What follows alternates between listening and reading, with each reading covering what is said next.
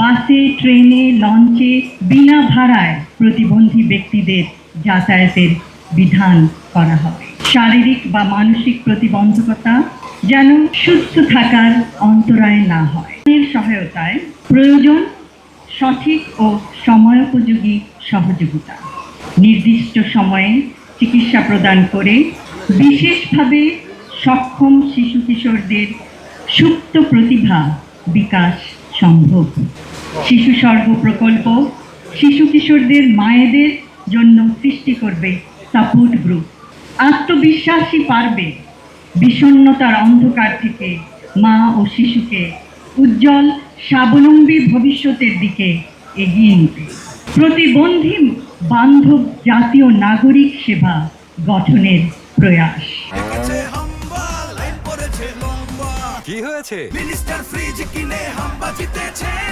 Minister fridge কিনুন, হাম্বা জিতুন। আরো আছে আকর্ষণীয় উপহার।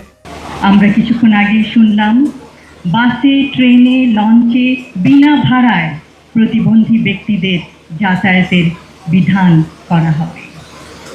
ইনশাআল্লাহ, a disability friendly national citizen service will pave the way for a better and brighter future for all.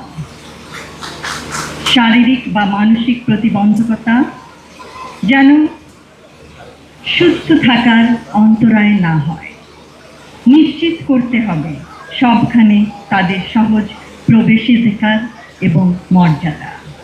সবশেষে আমি শিশু স্বর্গ প্রকল্পের সাথে জড়িত সকল সদস্যকে জানাই আমার আন্তরিক ধন্যবাদ। ধন্যবাদ জানাই স্বাস্থ্য মন্ত্রণালয়ের এবং স্বাস্থ্য অধিদপ্তরের সকল সদস্যকে, যাদের অক্লান্ত প্রচেষ্টায় আজকের এই আয়োজন সম্ভব হয়েছে।